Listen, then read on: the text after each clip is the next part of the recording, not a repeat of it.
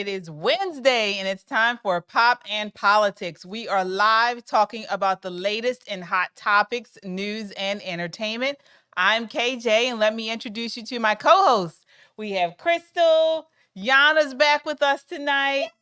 We're all here. T. And Shelly E. Yes, we are. So as I always say, join the conversation by leaving a comment on Facebook, YouTube, or Twitter. We will check the comments periodically throughout the show. And don't just comment, subscribe. Subscribe to our social media so you always know when we post new content. You can also check us out on Apple Podcasts and also Spotify. You listen to us live. Well, not live, but you can listen to us as you drive. We're also on Rumble. Check us out there. You can also check us out on our website at www.popandpoliticslive.com for up-to-date information. Again, we are a necessary voice in news and entertainment. All right, guys, we got a lot in store to talk about tonight. Time to set it off, ladies. Let's set it off. Let's go. All right. Okay, so we're going to get right into it. We're talking about Trump. Former President Donald Trump was the keynote speaker at the recent Black Conservative Federation's annual gala in South Carolina this past weekend.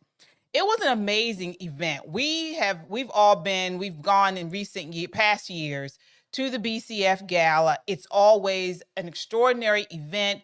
They had speakers such as Byron Donalds, Congressman Byron Donalds, Wesley Hunt, Alveda King, Senator Tom Scott, and more. They always have a great lineup. Mm-hmm. We actually are friendly with the president of the Black Conservative Federation, Deontay Johnson.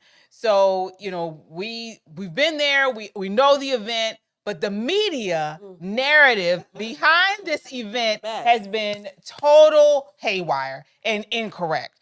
So, of course, the leftist mainstream media did not paint it the way that we know the event to generally be. Of course, they tried to paint a narrative of President Trump being racist. He was invited. He is the keynote speaker at the Black Conservative Federation, and they are saying that he is racist. So take a look at this. This is the first clip number 1. I repeat, the insult of saying that black voters would in some way be enticed to support him because he had a mugshot like all of us are criminals, or to say that because he has 4 indictments, one of which, or really 2 of which, both Georgia and the federal, around him trying to rob votings when we had to fight, people were bloodied, beaten, and killed to get us the right to vote. And one of his supporters got on Fox News saying, blacks love him because of the sneakers. So let me get this right. He didn't support George Floyd Justice and the Policing Act. Biden did, and signed an executive order. He didn't support the John Lewis Voting Rights Act. But we supposed to go for sneakers and a mugshot. And those blacks that are standing there with him, have you no shame? Oh, wow. No, Mr. Wow. Sharpton, we don't. Well, first of all, there's 4 blacks that stand with him, and Yana, of course. So,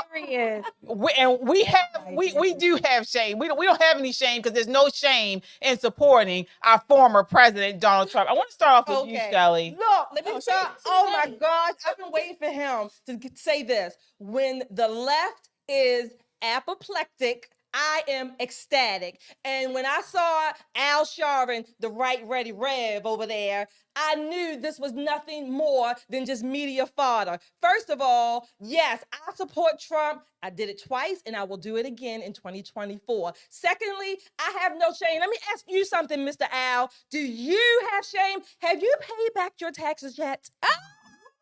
Tawana Brawley, have you ever apologized to the officers in the state of New York? Have you ever apologized for that mess, literally the feces that you put on that young girl and used to further your career? You are the hustler, right, Rev? Give the money back and go apologize, and that will be the end of your shame, because right now you are still shameful. Shameful. Your ass should be embarrassed at yourself. Yeah. Yeah, I couldn't say anything. I couldn't say anything more differently. I want to go to clip number 2. This is another take on the Black Conservative Federation's gala. This is Crybaby. We've talked about him before on the show. MSNBC correspondent Jonathan Capehart talking about it. Here we are. This is clip number 2. Y'all, tonight at a rally in South Carolina, Donald Trump actually said this. These lights are so bright in my eyes that I can't see too many people out there. But I can only see the black ones. I can't see any white ones, you see? That's how far I've come. That's how far I've come. That's a long way, isn't it? The mugshot, we've all seen the mugshot. And you know who embraced it more than anybody else? The black population. It's incredible. You see black people walking around with my mugshot. You know, they do shirts and they sell them for $19 a piece. It's pretty amazing. He only, who is he? Hallie James almost? I see black people. I just wonder, did he see his African American out there in the lights? What are the lines do I have here? Oh, were they wearing his sneakers? The black people he saw in the lights. And as for that mugshot, come on now. Does he think he's Biggie Smalls? America, please share it with your Trump-loving friends. These clips, actually, they might like it. But have them understand why what we just heard is so unbelievably racist, but also problematic for a democracy. That man should never be president of the United States again. Okay. Should not be. I want to go with you, Crystal. I mean, you hear what he said. Are you offended? Was that a racist remark? Love Me too. 45. Y'all, like, there is nothing. I love that he is just free to say whatever he wants to say. He made like a joke in front of a lot of African American people and blacks or whatever you want to call it. It was not offensive. They're making something out of this that is not. Exactly. What they're not talking about is literally early in February, the Biden robot president was in front of a room of black people as well. And I just don't understand why every single time that this man tries to connect or tries to get in front of the black community, they make something of it, y'all. Don't fall for it. It's fake. T, I want to get your thoughts. I mean, should the black people be offended by what he said in those clips, President? Why would they? All he saw was black people because there were only black people in the room.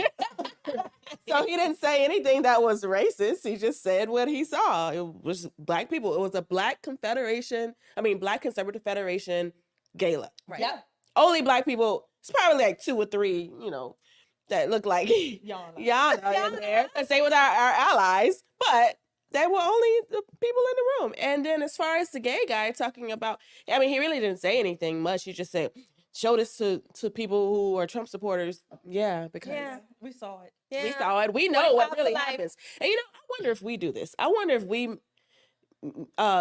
put things out of context when the other on the left says things. I don't. Because they do this very often and very well, actually. Only if you know the truth, if you know, Right. would you be able to defend this? Yeah. I want to get your thoughts on this, Yana. What do you think about it? I mean, I have to agree. That's what I saw. He said what he saw. Right. So, and I guess he was happy to be there. He wanted to acknowledge that he was at this event. Right. And about the shirts, he also said what he saw.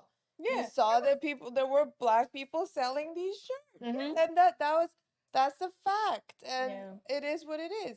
But in terms of the left, kind of being so angry that there is such a conservative federation, Yeah, Black Conservative Federation, and they're minimizing it, that they are there because of the sneakers and they're supporting Trump because of the mugshot. No, that is just marketing. Those are the little things that people use to market something. And so that's actually minimizing why those people are in that federation. How about these people? They support free market economy. Yeah. They're against, government. Right. controlling our every move, Right. and they're against socialism and communism essentially. So all of the, I'm sure a bunch of people in that federation have read Thomas Sowell, Right. and so and for them to minimize that is actually racist. Well, yeah, it is. And let's talk about some facts. Let's talk about some facts because they both, Al Sharpton and the MSNBC correspondent with the big tongue, Jonathan Capehart. And Yeah, they both said, do they think black people are supporting him because of his mugshot or because of the 10 sneakers? Yes, there are people that have come forward and actually said they are supporting him because of the witch hunt that they see is going about against former President Trump and because of the sneakers. I want you to take a look at this. This is rapper Fat Joe talking about the sneakers he purchased. Clip number 3. I had to get my hand on the Trumps. Show us the Trumps, please. Y'all trying to clout chase it. Y'all get me a Trump. Give me the Trump, man. Give me the Trump, man. They think I'm fronting. But listen, I have thousands and thousands and thousands pair of sneakers. When everybody flipped on Kanye, I went and bought the 2 most exclusive Kanyes ever. First of all, they got it. No, I ain't doing all that. Just give me one of the sneakers. I'm not. Just show them the box first, what it says. It's friends and family. There's only 50 of these. I got to get my hands on them. Once again, Number on the tongue. I'm not a Trumper. I dislike Trump. I'm not voting for him. Not now, not never. But I'm a sneaker collector into the art. So I had to find these. Now the mayor's going to call me. Everybody's going to call me and say, you wilding out, Joe. Why you got the Trump? Look, mayor's the first one. Joe, I'm a sneaker collector. Okay. So now that was Fat Joe. He's actually Puerto Rican. Right. But he's he's a hip hop artist. Not only has he come out and bought the sneakers, 50 Cent has come out talking about his support for Trump due to the trials that they have pushed against him. Chief Keef, another rapper, posted on social media his support after his mugshot. Meek Mill, Kodak Black, Waka Flocka. These are all hip hop artists that have come out since the mugshot. They feel like this is a witch hunt. He's not illegally, but unjustly, right, being targeted by the government. They empathize, they can, relate to that, and they're coming out to support him. Look, again, I want to go back to Al Sharpton and all these fake media people who are now so, they're the black vote. Let me ask you this. Are you upset that the Democrat Party has called you the black vote for 50-something years, made you a monolith, basically, as if you had no brains of your own, and that you would just go out and buy the Nikes and the Adidas or whatever, and whatever else, what is it, the Yeezys? Yeah, the Yeezys. So what? Buy whatever you want. I don't like the tennis. I think they're hideous. But nevertheless, I'm still going to vote for Trump. It's okay for the Democrat Party to tell you who to vote for 50-something years, and you get upset because a white man says at a gala full of black people, I see the black people. It was supposed to be a joke and a compliment because they were all dressed up looking nicely. So he was saying, in effect, I see you all, in all of these lights, I see you the most. Get a grip, okay? Go get a life and get a grip. Yeah. And I feel like I feel like it's very demeaning to black people to feel like they're supporting Trump because of the sneakers. No, first of all, we do like sneakers, right? Yeah. But people who like I didn't like the way Fat Joe kind of tiptoed back, like, but I don't like him because he's afraid that he gonna get his whips from his master because they're slaves. I think a lot of people are coming out because Trump did a good job, and we are now suffering as a community under the current administration. Now, whether it has anything to do with his mugshot, I feel like that part is demeaning. He also went on to say that they saw, and you also said that too, KJ, is that they saw the unjust treatment. It has nothing to do with the fact that he has a mugshot. Right. Like, we're not stupid. Right. Well, you know, that we got to be honest. We have to be honest. What? I mean, there were multiple hip hop artists, you know, on social media. You can YouTube it, black people who were saying, oh, you know, Trump was locked up, you know, he's out here, you know, we've been locked up, we've been persecuted, you know, I'm with Trump. He got him. I mean, the man wasn't lying. Trump wasn't lying. This is the truth. You know, it is the truth. But I want to go back to what you said.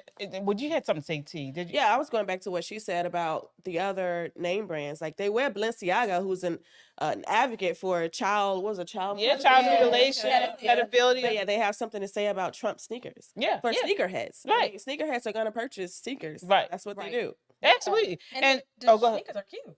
And to go back to, you know, you want to talk about hypocrites. Yeah. You want to talk about hypocrites and how these Democrats are such grifters, how they use race to get these votes.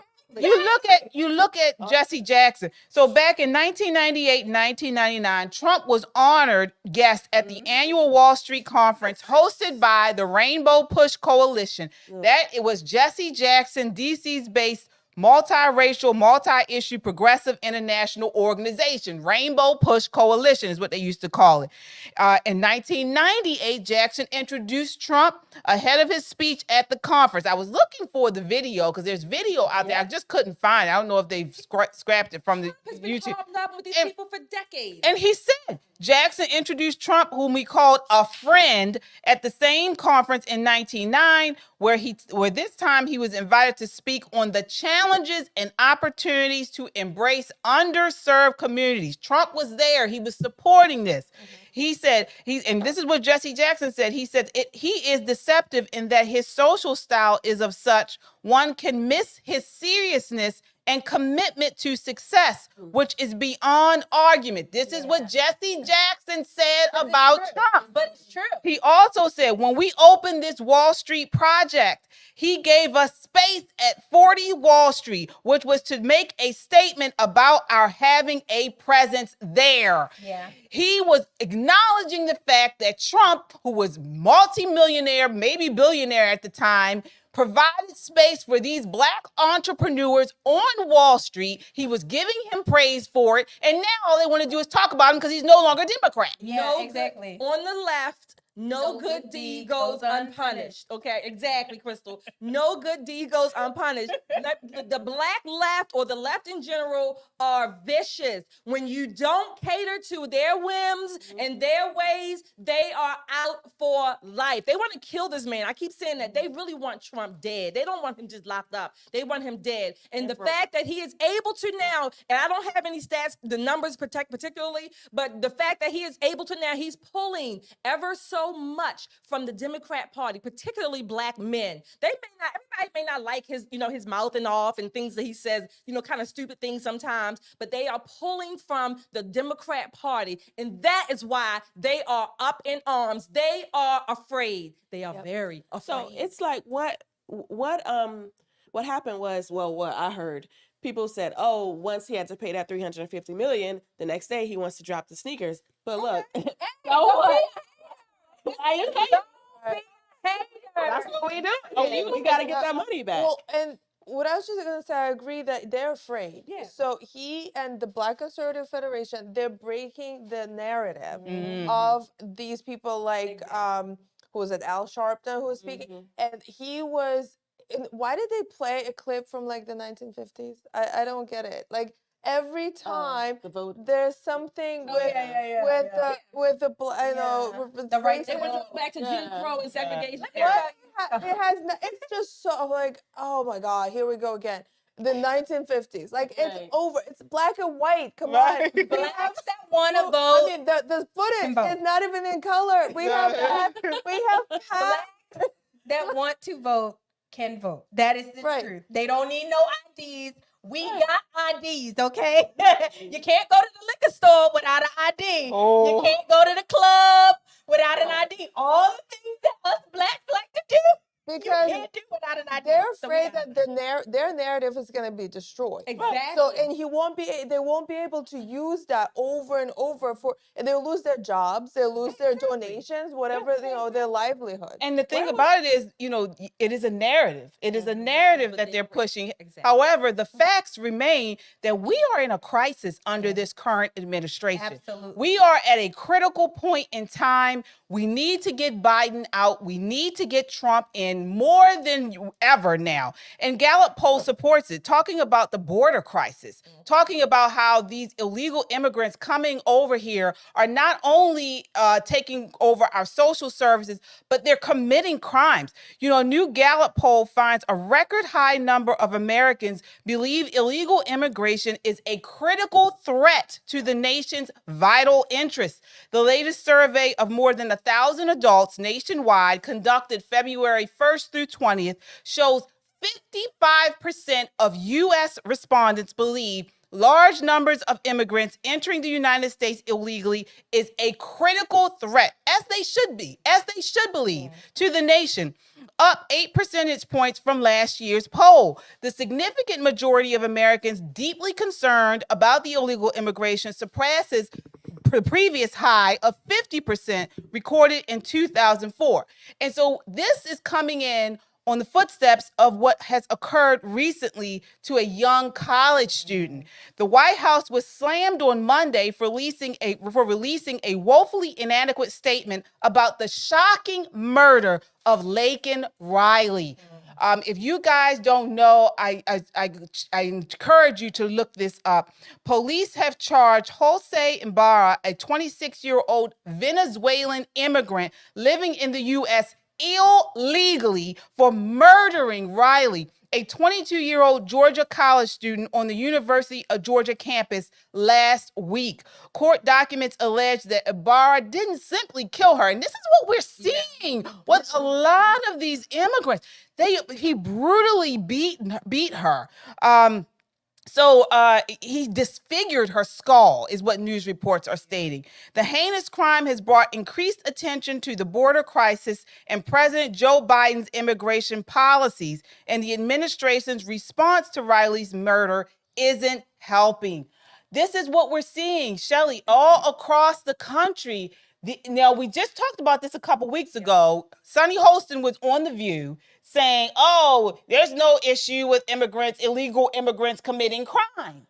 And we have this. Well, we already know, what do they call them? The spews with the hags on The View. They don't have the facts most of the time. They are emoting. And we have known, not just with this vicious murder of this young Georgia student, but illegal immigrants have been killing and harming legal or Americans in general for years. These are just the most recent cases. Maryland, I think Texas, we have some out in California. You mentioned, I think, the drunk drivers, right? Not just this brutal murder, as horrific as it was, by this piece of shit. Let's go back. The customs, U.S. Customs, he has been arrested and supposedly deported at least a few times since 2021 or 2022. That's right. So at least 3 or 4 times. He should never have been in our states, in the United States at all. And certainly after the first time, he should have got his ass shipped back over the border. See, this is the problem. We have allowed our country to basically become one come all and do what the hell you want. And all of you out there who voted for this crap, who voted for the Bidens because you don't like the way Trump talks and he just whatever. This is what we're getting. We are getting slaughtered. Our country members are getting slaughtered. Your children, our children possibly, our loved ones are being slaughtered on the college campuses that we pay for the most part. Tainted, and I say that in the best sense of the word. We have a demented octogenarian in the White House who's signing bills and executive orders and then claiming that it's the Republicans' fault. No, it's not. No, it's not. We need our borders closed. I don't care. We talk about lockdowns. Let's lock up every damn border that surrounds the United States and get these people out. Send them back, because now we have people burying their children on college campuses that can't even take a run in the morning because you have these people who are haunting them and hunting them down. Yeah. As you mentioned, I mean, this compounded, not only we are seeing a derelict of duty within our federal government, But then you see this is compounded by the sanctuary city status of what these cities are doing and not prosecuting crimes. As you mentioned, Shelley, and I want to just get through this. This guy was arrested in New York City a year in 2020. I'm sorry, a year. Wait. The Blaze News reported Immigration and Customs Enforcement confirmed Ibarra entered U.S. illegally in September of 2022. A year later, he was arrested in New York City, acting in a manner to injure a child less than 17 in a motor vehicle license violation. He was released by the NYPD before a detainer could be issued. He then moved to Georgia sometime last fall. The district attorneys hired all over the country are not enforcing the laws in the cities, and our government isn't enforcing the laws at the border. And people are tired of it. Take a look at this. This is clip number 4 of the mayor of Georgia trying to do a press conference. That term means different things to different people depending on the context of the discussion. We know what Many- it means. Many of the elements. Many of the elements. Liar. We are here to listen. You're a liar. We are here to listen. There'll be time for You're a liar. questions. You are guilty and got blood on your hands for this murder, sir. Many of the aspects that are ascribed to sanctuary cities We know what sanctuary are city things means. that are disallowed by Georgia law. Sanctuary policy, which is what we do. And we contribute a document every year to the Georgia Department of Audits indicating that we do not correspond to these definitions under state law. Yes, you do. And no policies have been adopted Please by the stop mayor and lying. commission You're that have insulting created our sanctuary authority. city status in Sir, Athens. You need to resign. One protocol that sometimes arises. Resign! now. You allowed One protocol. this to happen, sir. Wow. Can you imagine sending your child, your teenager, your young adult off to college? You're thinking that they're going to be safe, and you find out that they have been murdered. Not only, I mean, murder is just enough, but brutally murdered by an illegal immigrant. Yeah, I feel like all of that stuff in these press conferences is just emotionalism. I wanted to just tell them, like, shut up. Like, why are you there? Because these people, unfortunately, American people, have literally given the keys to the illegal aliens when they allow themselves to be manipulated by the press when things were going well with Donald Trump. Everybody told you what was going to happen, and now you see it happening, and now you're upset. Now, I'm not saying that she should have been killed. Lord God, I mean, I can't imagine what her family is feeling, but I'm so tired of the freaking theater of these people that acting like they're upset, and then they get distracted and they focus on things like trans rights and LGBTQ while literally our border is freaking bust wide open. And then all of a sudden, when somebody ends up dead, you want to sit here and scream at somebody. Like, screw you. Before we even get to them making it to this country, there are dead people lined up along the journey. Yep. And this is what I've heard from many of the people who are coming across. There are dead bodies. They walking across the dead bodies to get here. And that's even insane within The itself. people who live right by the border, there were murders that happened to people who are living right across, Americans who are living right on the border. That's really scary for them. Like, can you imagine, like, for people who live right by the border and you see these just random, I've seen videos of them literally running through someone's property. Yeah, and this is the results of it. Like I mentioned the LGBTQ, the same thing. Like, you're allowing these men to dress up as women, and when one of them, like, did y'all see when the basketball game and one of the girls got smacked?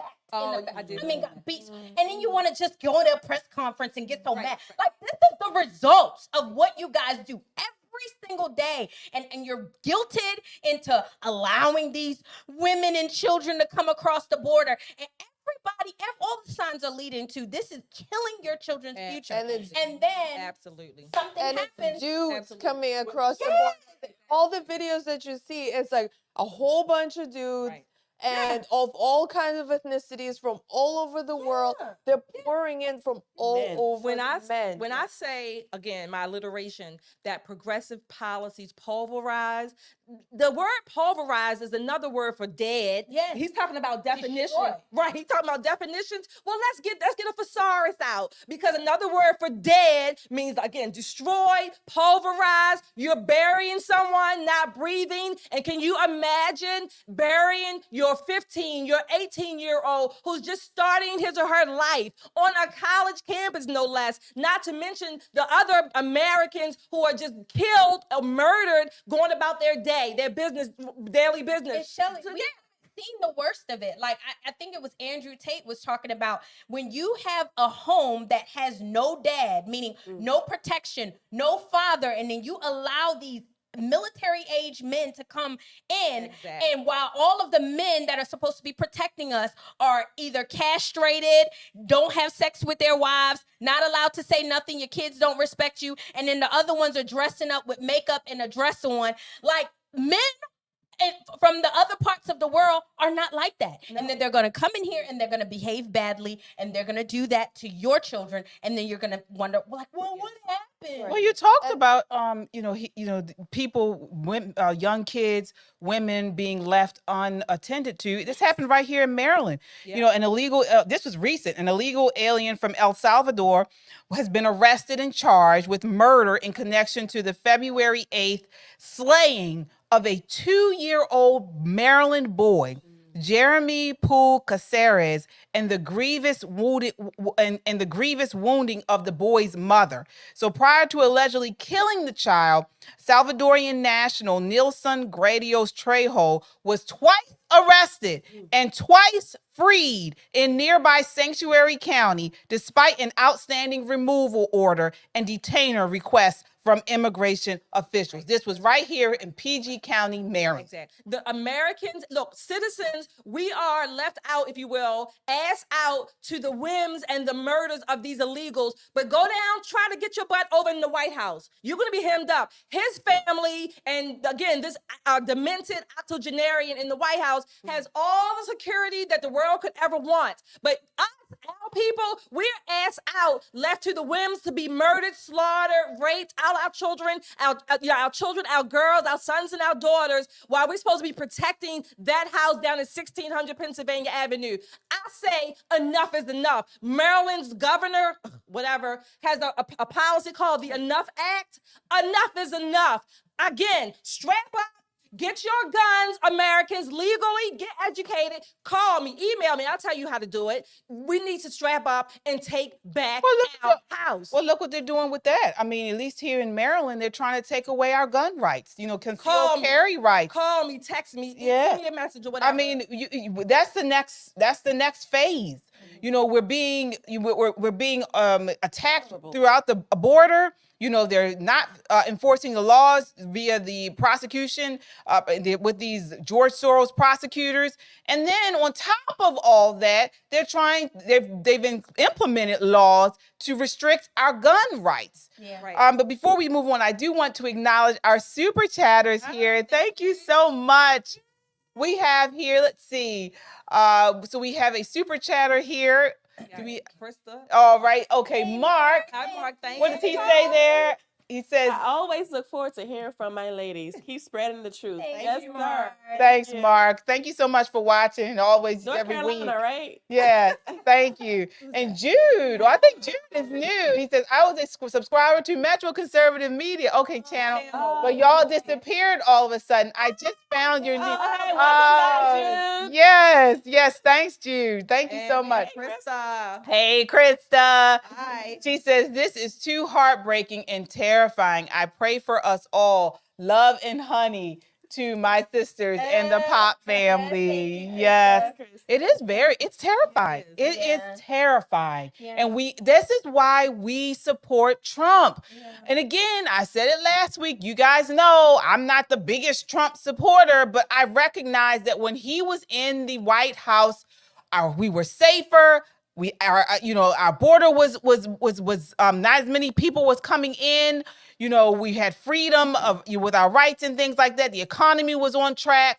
you know, we were on track. I recognize that. And it's so funny what you said about the stuff that's happened in Georgia, the stuff that's happened in Maryland. These are not even places that are on the radar for all this, because our elected officials have been quiet. But there was something. No, they're here. They're here, you guys, and watch out for this. There was something that we were talking about yesterday as a group that was saying, watch the enrollment of students in your local schools. When you start to see it elevate, they're not going to tell you because they already seen what happened with Chicago Mayor and Eric Adams in New York. They got ousted because they made a big deal about it. But they're not even telling us in Georgia and in Maryland that they're coming. And a note on that, two things.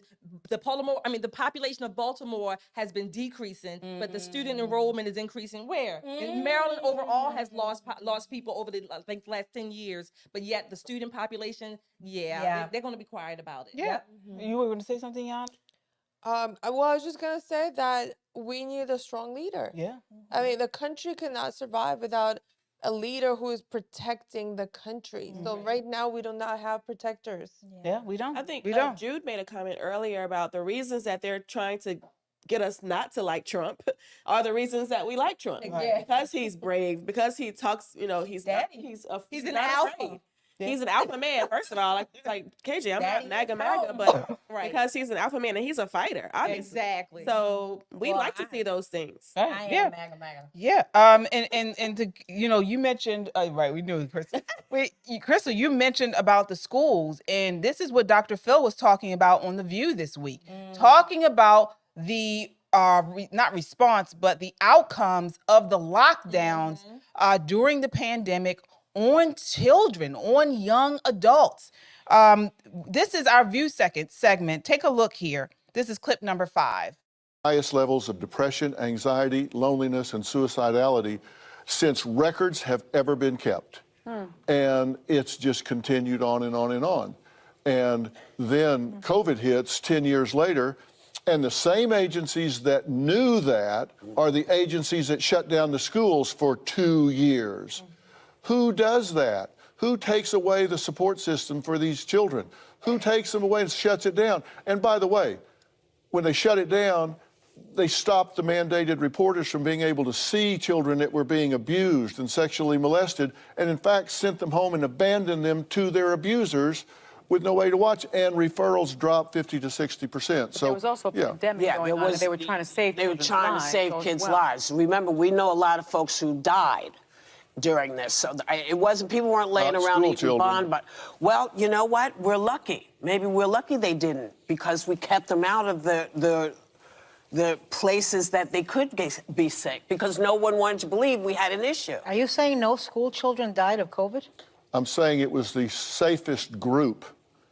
They were the less vulnerable group, and they suffered and will suffer more from the mismanagement of COVID than they will from the exposure to COVID. And that's not an opinion, that's a fact.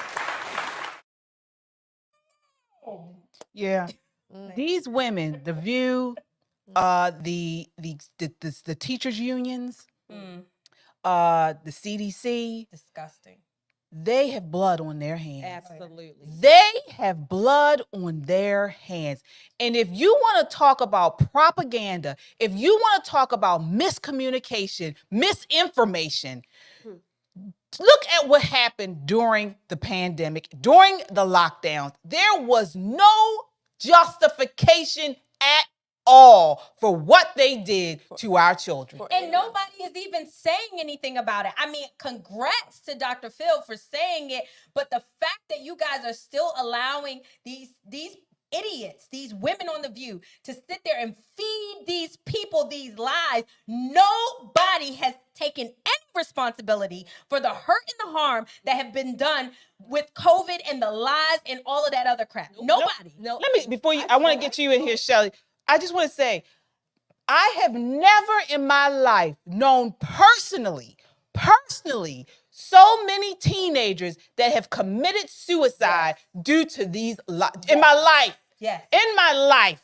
It is a travesty. It is so wrong. And just for this alone, you should vote for Trump. you should vote for Trump to get these people out of office. And I'm not even talking about just from the federal level, but from the state and local level on down. They have blood on their hands. Absolutely. There again, you said there was no reason, right? During the scamdemic is what I call it. Yeah. Our children suffered. I know firsthand that children were with their abusers. I do know that because after they were allowed to go back into the schools, the hospitals were flooded with children being abused because they had 24/7 access. Their abusers had access to them because they were home with them. That's number one. Number two, the Dr. J. Badaraka and the Great Barrington Institute, the Brownstone Institute, and other organizations were putting out information, credible information. These are experts, if you want to call them that, PhDs, epidemiologists, that were saying at the time, stop this. The children need to be back in school. Our children are depressed. The anxiety is going out the roof. They are killing themselves. That, they're overeating, all of these bad things that were happening. But no, because of the teachers union and the power that they have over and with the Democrat Party. Yes, the Democrat Party. Again, they were killing, slowly but surely, killing our kids. And now the suicide rates are up, depression's off the roof, parents don't know what to do. Talking about the transgender, these children are confused. The Democrat Party, from the time it began till now, is dripping, oozing with blood. This is why they like the blood so much. That's why I like to play in blood so much. Ooh. This is why they like to play. They are used to being bloody. They are the blood party. Well, I want to get you in here, T, but before we do, I want to talk. One thing Dr. Phil did not come forward with are the actual data. Yes. And this is the data. The data supports what he said. So you have Sonny Holston and Whoopi Goldberg pushing lies. And the data supports what Dr. Phil, and as you mentioned, the Barrington Institute and things like that have said. States that engaged in prolonged school closures didn't seem to have any fewer children die with COVID than those who kept schools open. A Daily Wire analysis of new federal data shows. The District of Columbia, they shut everything down, had the highest number of children who died with coronavirus per capita. 12 deaths equating to 95 deaths per million children.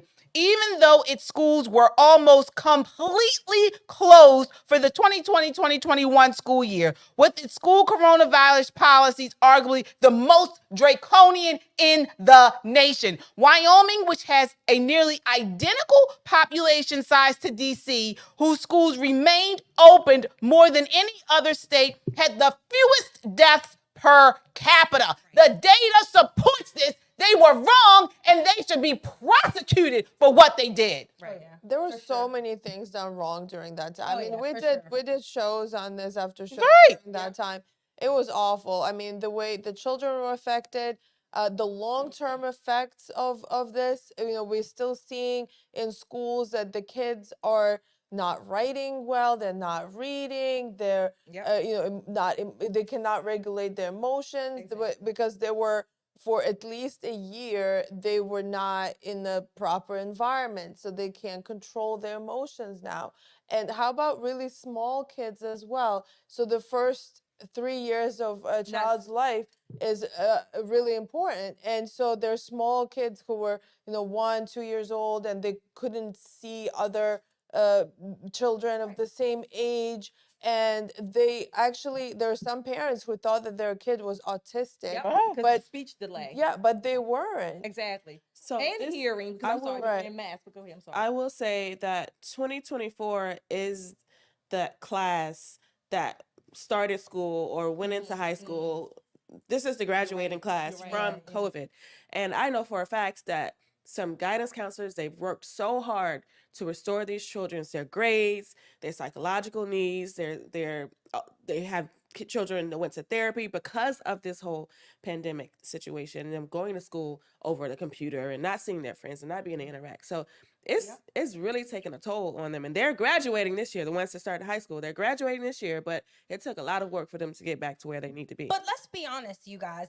Just as a whole, a nation as a whole, we don't about our kids. We really don't.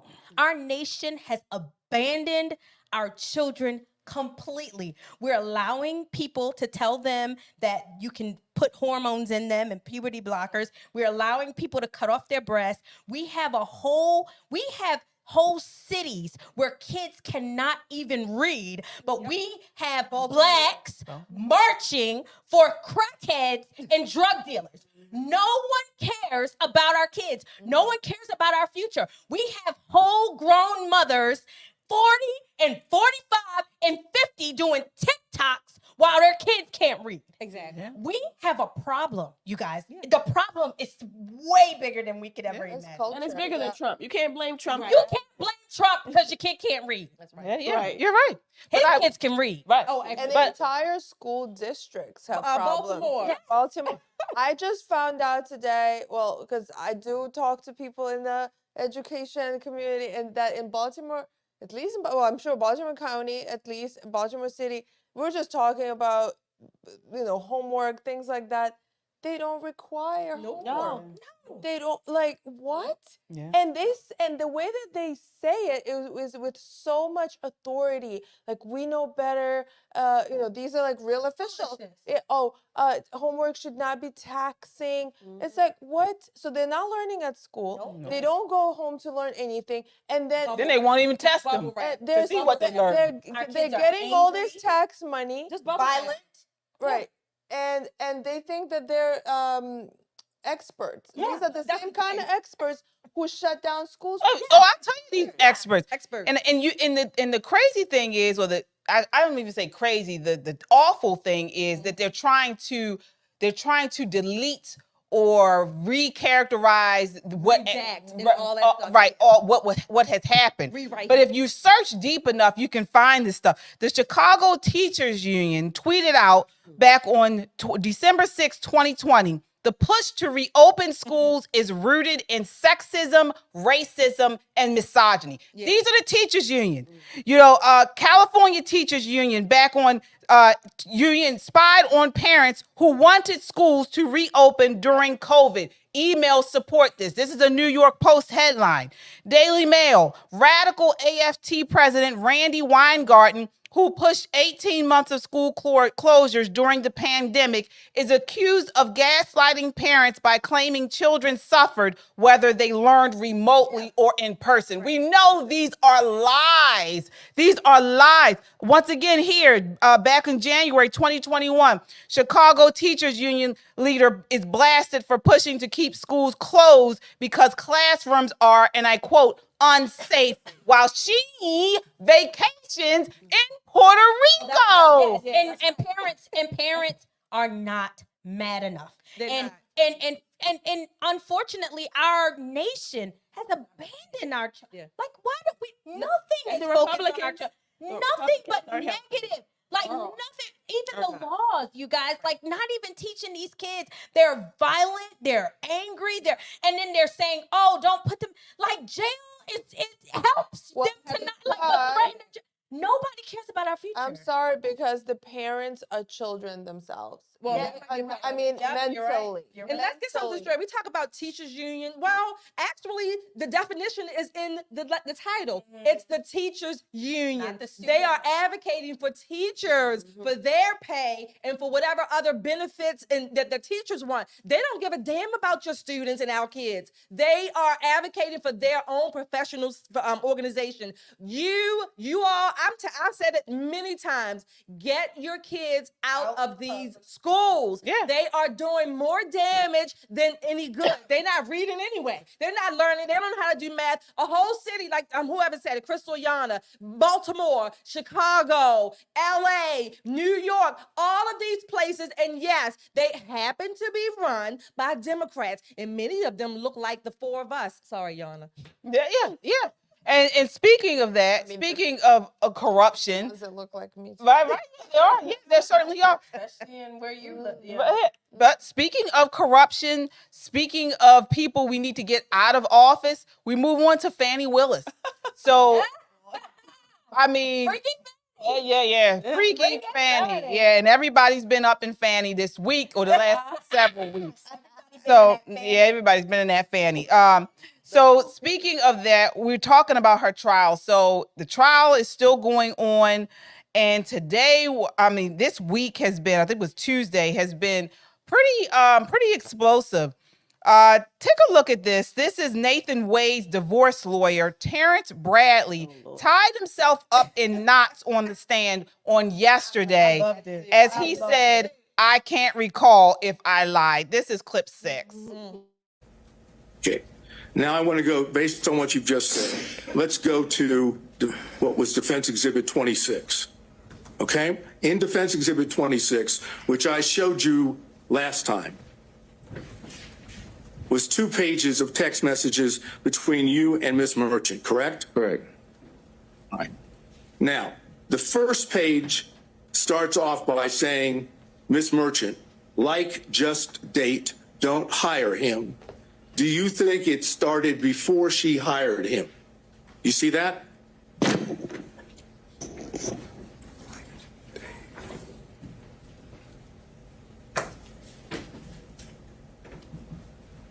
Yes, I see it. Yes. And your response to that was absolutely, correct? I'm going to object, ask and answer in cumulative. All right. I'm not sure if that was the right clip, but we maybe didn't hear it. But there was a part in that clip where he says, "Dang."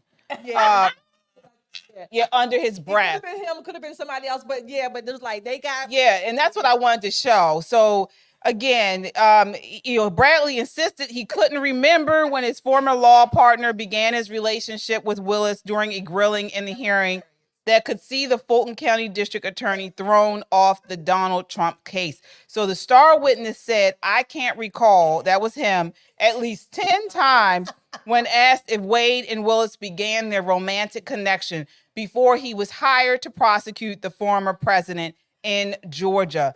But he sent these text messages He sent the text messages to the lawyer corroborating all of this stuff, and now he can't recall. Look, that was hilarious. I watched that hearing, that testimony. He tried his best. I give him an E for effort.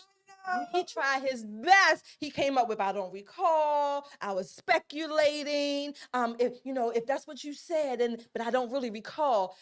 Terrence Bradley, he was the one who spilled the beans to Ashley Merchant, one of the lawyers on the other side of the defendants. And first of all, let me say this about Ashley Merchant. I think she does a good job, but Trump's lawyer, Trump's lawyer is better. He's better. Yeah, I think so. He grilled him. Now, keep in mind, Bradley, of course, Wade and Fani, they are all attorneys. They are lying under oath. Nobody cares who Fani slept with. But when you get on the court and you take your oath, particularly as an officer of the court, you cannot lie. They lied. Bradley got them all hemmed up as much as Fani. Fanny's poop hit the Fani, and now Bradley is getting the damn smell dripping down from the Fani. All that stuff is going everywhere. Nah, they're gonna be hemmed up. Fanny went to his door and was like, "I know you did not." Let me ask you this: they still haven't heard anybody talk. Why did he do it, Mr. Brown? Why? Who did it? Why Mr. Brown from Tyler Perry? Why did Bradley? Why did he tell him all this stuff? Ashley Merchant was, the text messages, asking him basic questions because as attorneys, she was just making sure that she had substantial grounds to even file the motion because you can't just go file a motion as an attorney. Now, again, American citizens, we might sue each other for no reason, right? But as an attorney, you have to protect the integrity of the court. So she had to make sure that she had some substance to even file the motion. But why did he do it? Why did he give them this information? He back at Fanny and wait for something. I think when he answered the question, he really, when you're talking to somebody and they're all attorneys, like you said, I think they were just kind of talking, and he probably didn't understand the divorce is final. Look, the divorce. It's not that. No, I really think so. And once he saw, oh shoot, my boy is in trouble, because you got to remember that's his partner. years ago. I think that partnership ended on some He kind tells of bad the truth. note. How he just I told the think he truth. wanted to stick No, but he got on there and that's what I'm saying. He got on there and lied. He literally did Shauna Paul. It wasn't me. It wasn't me. I don't recall. Sorry. I don't know. And I really think that when he sent those text messages, I cannot prove it. But you ever, like somebody asks you a question when and you just say, "Oh, I think they got together," and you think it's the right answer. But they attorneys, and he knew that she was filing a motion. She was just verifying her facts. I think that Terrence Bradley wanted to stick it to Fani and Wade. He wanted to stick it to Fani, but she was being sucked by Wade already. I mean, she was already. Let me ask you. Let me ask you this. I think something happened in their business. I don't understand if it wouldn't be a situation where I don't buy the fact that their attorney's telling the truth because. What you mean? Because the idea that she was asking him questions and he felt like he had to tell the truth because he didn't really have to. He didn't have to respond. That's why he was sticking it to them. That's why I think it was something that went down in their business, and for whatever reason, because they. But why would he come and lie? That's messing him up. Been, what do you mean? The business. He literally came on stage and was like looking at the text messages. Oh, I don't recall. Somebody got they said, "Do you remember what time?" And he said, they said, "Do you remember when they started dating?" And he said, "I don't recall." And they said, "Oh, well, you said in 2020." He said that was speculation. Exactly. But my question, listen. Wait, 1 second. Admit that he lied. My question is, why did he tell them all this in the first place? I think he was. I think he. This is my speculation, if you want to use that word. When he texted her, have you ever known somebody ask you a question? If you have a good, Kate, if you ask me, when did you and Matt start dating? And I just answer, right, not understanding that you're asking for a particular purpose, and I'm like, oh no. You don't ask. If anybody asks me stuff that she was asking, I won't respond. I'm not telling her about talking on my friend's business. What do you do? I don't know. Yeah, I'm not doing that. I don't get no question. That's not a stupid man. Exactly what I'm saying. I think he did it intentionally. It doesn't make sense to me. I'm looking at like if somebody was texting me. Why would he get up there and perjure himself? He's trying.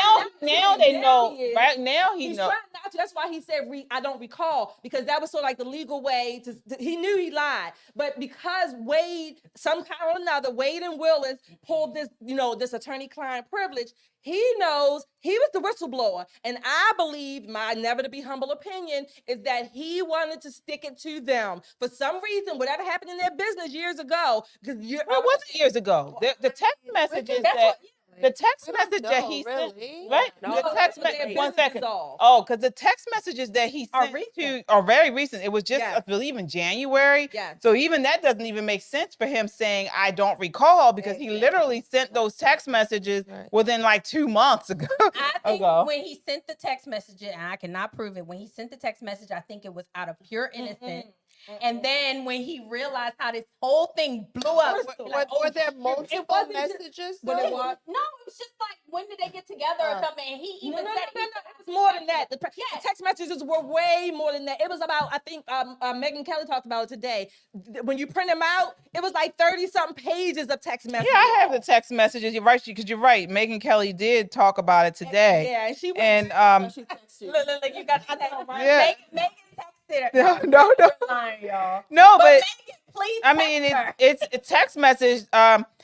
She asked him like just a date. Don't hire him. And do you think it started before she hired him? And he says, absolutely. Yeah. It started when she left the DA's office and was a judge in South Fulton. Yeah, they met at the municipal court conference. He gave up information that she didn't even ask him. Yeah. And then she says, that's what I figured when he was married. And then she asked, is this accurate? And let me see. And then he says, she asked him, she was like, she wanted to clarify. She was like, is this accurate?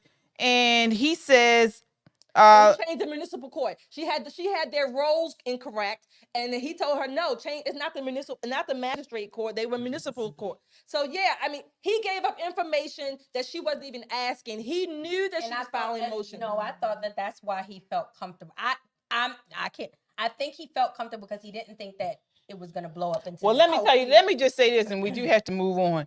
You know, if somebody texts you questions about me like this, you don't know. I don't know. She was with me. I mean, I don't know. Y'all already know. I don't answer questions directly. Yeah, I would have been like him on the court stand. I don't recall. And then I'm gonna call you like, KJ, I just got a text. This girl Yeah. asking me. And then, you know, she be like, I'm like, what'd you say? She be like, you know what I said. I He don't know. broke the bro code. No, yeah. I don't understand it. That's one question I haven't heard. I think he was trying to stick it to them for some reason. For some reason. Well, we will continue. Right? Like, I really just I don't know. You would talk too much. Mr. Brown. Yeah, Don't tell me. Yeah, you talk too much. Okay. Your story will end up on the show. Yeah. No. Yeah, no. All right. So we have to move on. But that is something. So I believe some decision is set to be handed down on Friday. I do believe. Oh, we do have a super chatter here. Can someone read that?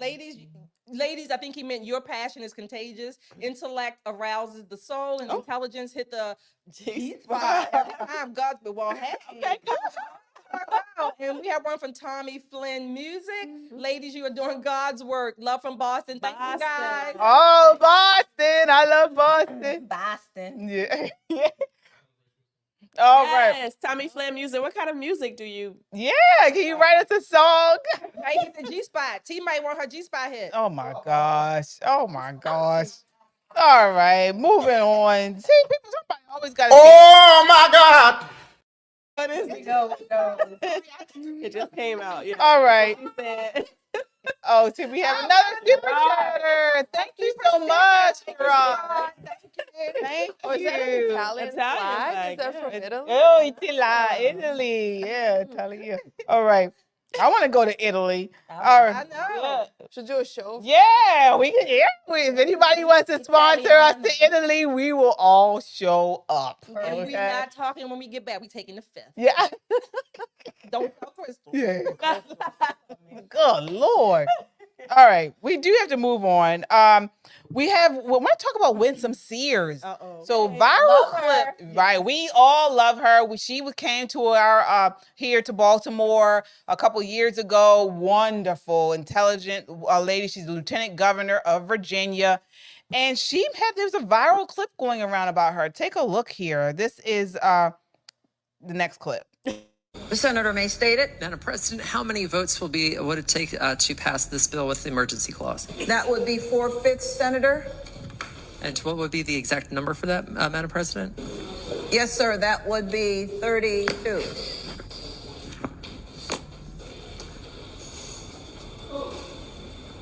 The question is, shall the bill pass? Those in favor of that motion will record their votes aye. Those opposed, no. Are the senators ready to vote? Have all the senators? I am not here to upset anyone.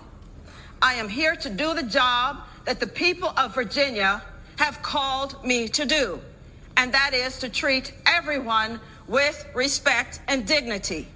I myself have at times not been afforded that same respect and dignity. But in this body, and as long as I am president of the Senate, and by the grace of God, I will be treated with respect and dignity, and I will treat everyone else with respect and dignity. Right. So, sister. She basically, just in case you guys don't know what went on there, as you can see, she slipped up and called this biological male that is dressed like a female. She said she told the truth. Yeah, she did. Right. She called her he or she, or no, she called him. She said him, and she stormed out. The senator stormed out, and so she was addressing it. She was just like, I mean, I've been called some people make mistakes. You know, yes, sir, no, ma'am. I mean, what are your thoughts here, Shelley? This is a nothing burger, okay? First of all, the senator's name, or at least how it's written, it says Danica. Lieutenant LT was correct. He is a he, a sir. His name is probably Dan. He added the Danica anyway. Daniel. She didn't say anything wrong. She didn't have to apologize. She should have just told him, go ahead and make sure when you go to the bathroom and get the tissue, stand up when you use it. Ooh. That's it. That's what she should have just said. You know what? This is the nothing burger. Thank you, LT. And one note, what KJ said about, we've met Lieutenant Sears. I loved it when I first saw that picture of her standing there with that AR, proud and strong, no apologies. LT, we love you. You were right. Let him go. Shelly, I disagree. This is not a nothing burger. This is everything. The fact that she slipped up. Yo, it's really hard. We live in a very liberal area, and I've had people ask me to call them they, and I'm not retarded. So it's really hard to be like they and not think that you're talking about a group. This is a lot of pressure that you're putting on her. Okay, she slipped up, Mr. Sir, Danica, whatever. She slipped up. My bad. Now, I mean, I told the truth. Exactly. She told it. And I love Winsome Sears, except for when she tried to come for Trump that one time. But anyway, I still love her. I'm just like, why did the people of Virginia vote this thing into the office? Like, This thing, he got a thing. Whatever it feels like being tomorrow, today, whatever. I'm like, you have Winsome Sears as your lieutenant governor, and this is what It you must do? be Northern Virginia. This is what it's you do? Northern Virginia. Oh, that yeah, voted closer that to in. D.C., Yeah. very liberal. So, Yeah. he looks horrible. I mean, and when you're hearing the voice, it's natural to say sir. I mean, she's hearing the voice. She can't, she's not even looking at that. Whatever that is over there. And so she's like, doing, she is working. She is going through, she's doing a job. She hears a man's voice. Yes, sir. I mean, that's it. And you know what? We need people to speak the truth. Yes. Okay, we do. Yes. My bad. Their voice. You can't be a trans person and be soft. Like, get up and walk away. All this hardship you're going through, all of your life, this is what you're in it the is. wrong body, I mean, and this is what you do once you get your wig on. This is a mental illness. Yeah, I mean, it really you know, they got a problem. somebody that storms off like that just because you were called the wrong pronoun Upset the or whole a man or whatever. I mean, it's ridiculous. But this is what we have to understand. I mean, it's crazy. And then just a couple of years ago, it was actually diagnosed as a mental illness. Yep.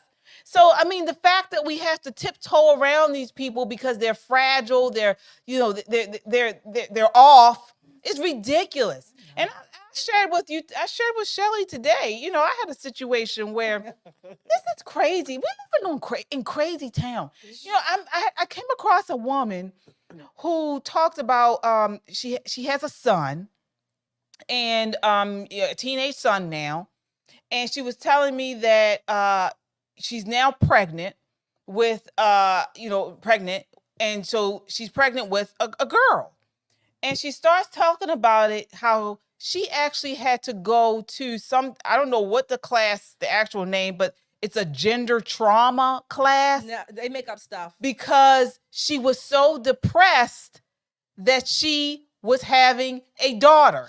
She wanted a boy, and because she wasn't having a boy, she had to go to this gender drama class to get her through to cope with her having a girl. And so as she's telling me this, I'm like, this is kind of just strange. And then she says to me, you know, her and her wife feel that this has really helped them through this. It all makes sense. She's a fool. She hates girls. Right, she hates boys. Herself. She don't like boys. She doesn't like boys. Yeah, and exactly. She don't want the daughter because she's sorry. having a boy or a girl. She's having a boy. Oh, you said she was having. Oh, I'm sorry. a girl. She's having a boy. Oh, So this woman, she has a boy. She has a male child, teenage boy right now, and now she's carrying. She just found she's pregnant. And, you know, of course, they do the gender reveal, and she's having another boy. And she had to go to gender trauma classes. This is a thing because she was depressed about having another boy. Go get those. I was going to say, these are the people that you call CPS. Go get those kids. Well, CPS ain't too reliable these days. You know, nowadays they really aren't. But people today, we are living where mental illness is considered normal now. People's minds are warped. Yeah. They are warped, twisted, whatever words you want to use to describe it. And these are the people who are bringing up the next generation, because we already have a generation who is warped. And now they are transferring their warpedness, I'm making up a word, to their next generation. We better get serious real quick. We are in trouble. We need to wake up, open the eyes, wake up, whatever you want to call it, and get busy, because we have a country to save and our children are being spared. This type of thinking is being sanctioned. I mean, they have classes surround. Am I crazy? I mean, do y'all think this is? They have classes surrounding you having some type of depression because you're not having the gender you wanted. And the world is laughing at this. All like any other countries that are conservative, they're making videos about this. They're laughing. I mean, America needs to wake up. This is not sustainable. This kind of mentality, this kind of man in the Virginia Senate being all storming off. Like, what kind of? I mean, he's not. What kind of man is that? Right. But this is what young people see, that this is okay. This is this type of behavior, and the country is going to fall apart because of women like this who hate men and boys, and so it's but just allowed to have them in character. right. And so in a normal country, you know, parents like that would not be able to raise those boys. But look, and look, and generally, usually you have a situation where you have a husband and a wife, and so I mean, you do have some people who like, you know, they want a certain sex, you know, but to have sometimes you go into depression and you need therapy because you have the gender that you don't want. I mean, and now she's being comforted by another woman, her lover, her wife. You know, so they didn't have the baby. You know, they had to have they had to have a guy to have the baby, but they don't want a guy near them. That's disgusting. Oh my God. You know what? They're even from the pro-life standpoint, is they're starting it where you can abort a baby if you don't like the sex. Yeah. Like, so we are psycho, and then allowing her to have this baby, and then gonna have a counselor talk to her. That counselor needs to literally call CPS. She has. Well, no, they sanction it. They affirm it. They affirm it. They affirm it. They get them. They work. They get them through this. This is like an actual thing. You know, they have to help them. But how much privilege are we in? This is such a privileged society. Like you know, where earlier. you're getting upset because of the gender of your baby. And imagine this boy is gonna grow up and he's gonna know about it because she's gonna talk about it, and he's gonna know about. Well, his brother knows about it. And imagine how these two boys are growing with these two women. And then the children are going to try to come and commune with your children and be in your children's class and date your daughter or your son. Like, we were talking earlier about how the children are messed up. So are the adults. And this is all from the pandemic. Everybody and their issues have just blown up since then. And here we are with don't care about big grown people. I don't. That's your problem. But big grown people are affecting the children. I know, and those are the people that needs to be in prison or in a psycho ward. Yeah, well, that's not gonna happen. I don't care about because we have so many of these institutions affirming this madness. They're affirming this madness. Every institution has been infected by leftism, wokeism, progressivism. Pick your verb, pick your adjective. Every institution. Just know that. Yeah. No institution is protected or immune from it. So we are in a battle for our country, the soul of our country. But we're not fighting. Yeah. Blame the churches because the moral. You're right. T said we're not fighting, and that is so true. We have literally just laid down and let them take it over. Yeah. During the lockdowns, what did most churches do? The government told them. You know what it is? That blew my mind. When the churches, because you know the Constitution says that neither times of war or peace can you require a church to They shut down. shut their doors, and some of them took the COVID funds as well. But have to keep to do all this. They did the same thing. So what did that tell people? What did that was one of the last standing bastions, if you will, for people to go for refuge, for hope, whatever. And what did that tell people? Oh, my doors are closed because the government told us to shut down.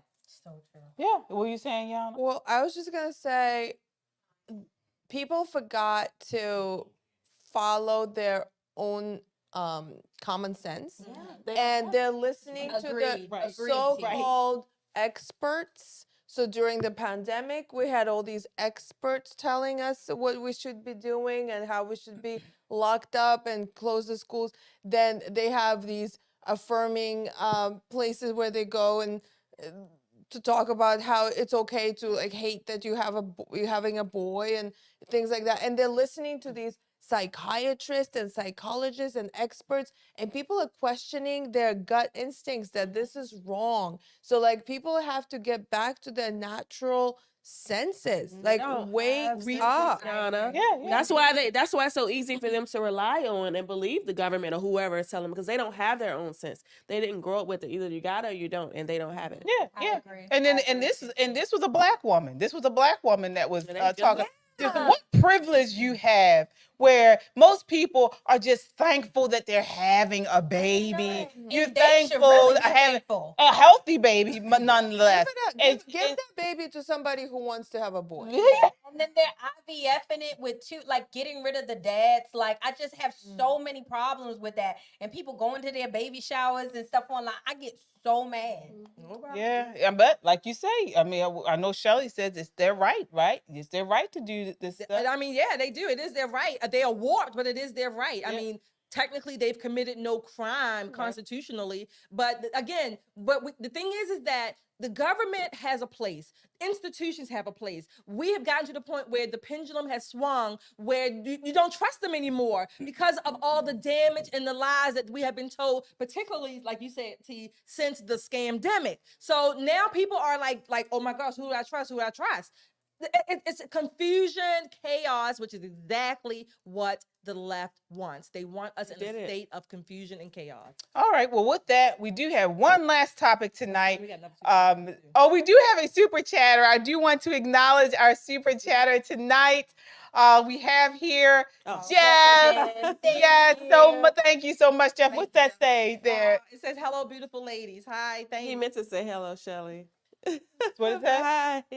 Hello. It says, "Hello, beautiful ladies." Yes, thank you so much, Jeff, for watching us. He's one of our loyal watchers. Yes, so thank you so much. And we appreciate it, you guys. So if you do this, if you have it in your heart to do the super chat, we certainly appreciate it. We do this. We put a lot of time and energy into the shows to bring you guys the best content, up-to-date content. It's knowledgeable, it's entertaining, it's conservative, and it's edgy. Certainly, right? We certainly appreciate that support. All right, so we're on to our last topic of the night. I want to talk about, we're closing out Black History Month this week. Finally. Yeah. I mean, oh. No such thing. And guess what? Next is women's. I can't wait to talk about how we celebrate how women have messed up. I mean, helped us out March is in Women's reality. History Month. But okay, no women's history. Women have really helped us out. American history. Well, some women have. So we do want to, it is Black History Month, and we do celebrate 365 days of the year. But we do want to celebrate. I don't celebrate Black. Okay, Kristen. I want to talk about Roland Fryer. Roland Fryer. So he is an economist that we don't hear much about. He is one of the most celebrated economists in the world. We're going to tell you why we don't hear much about him. He is the author of more than 50 papers on topics ranging from the economic consequences of distinctly Black names to racial differences in police shootings.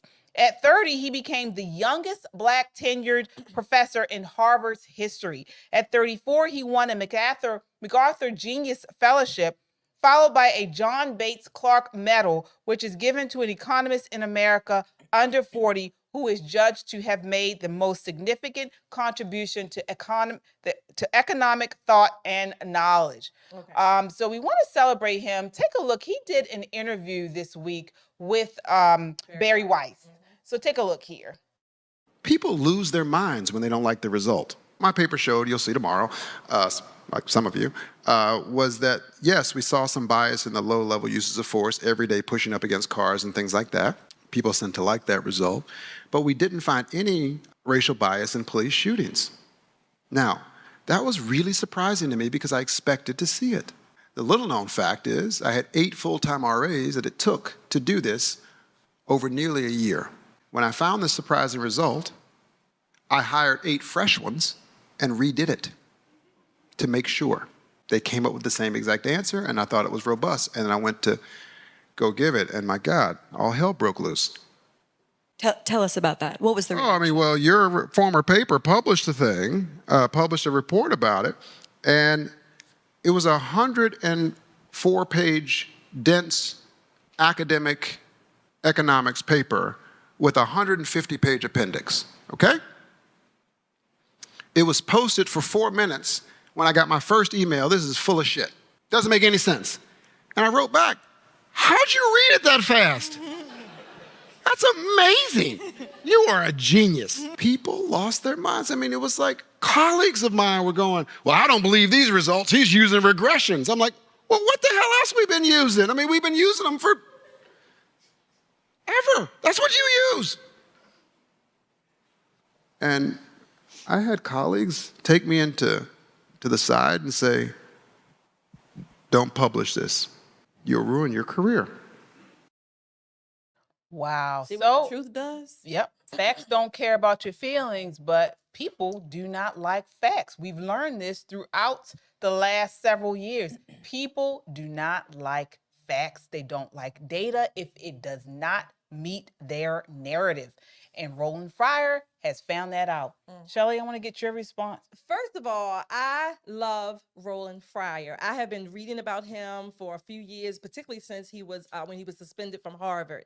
And his research, we talked about on the show before, his research showed two different modes, if you will, what we call scientific when you're doing studies. 2 different modes. One was that there was some noted increases in low-level, what he called them low-level interactions with police towards Black people, meaning that there were more like pushing and shoving and maybe roughhousing, if you will, from the police to Black people. That was an increase. But when it came to Blacks being murdered or shot dead by police, there was no racial bias noted. And all of academia was, again, in an apoplectic fit. This man was suspended by who?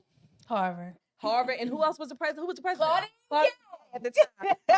Now she's out. But again, Mr. Fryer has been under the wire. He's out of his suspension now, and which is why he's talking about this more publicly. But they basically squelched his research for a while. Not only that, they took away his grants, all of those accolades that he had funding for labs and things like that. He is an excellent teacher. He really believes in teaching students not just what to think, but how to think about the things that they are gathering data for, and to get the data for the research and the support. They really tried to fry this man. Watch that whole interview.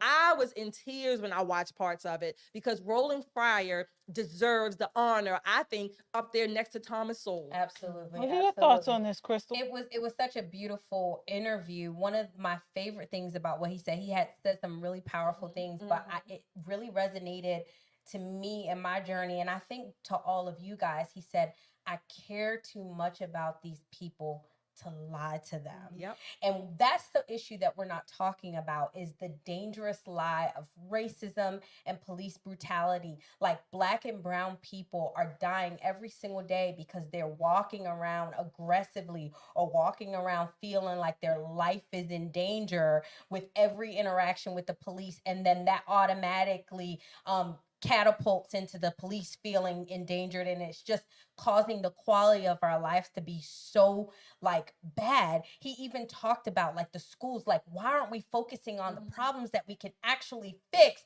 which I say every single week is the schools. And he talked about how he's like, you know, like incentivizing kids to go to like, why aren't we focusing on those problems? And you're getting mad because the data says what you don't want it to say. Yeah. Yeah, this is what we kind of been talking about throughout the show. We have a society now that chooses to ignore the data, to ignore truth, to ignore facts, and they choose to believe false stuff just because it goes along with their narrative. That reminds me of Thomas Sowell, actually, when he found out, when he realized that government subsidies do not actually help the economy, and that, you know, there's more unemployment happens if there are more government subsidies. And he said he was wondering why they're not fixing the situation, and then he realized that it's because if they did, people would lose jobs. People in the government agencies would lose jobs. And I would assume that the same reason why they're not addressing what this economist is talking about, this researcher is talking about, is because there's money in it. Power. It's power. It's power. It's a grift. And they tried to destroy his life all because he told the truth about people that you guys claim to care about. Right. No, they don't care. They don't care.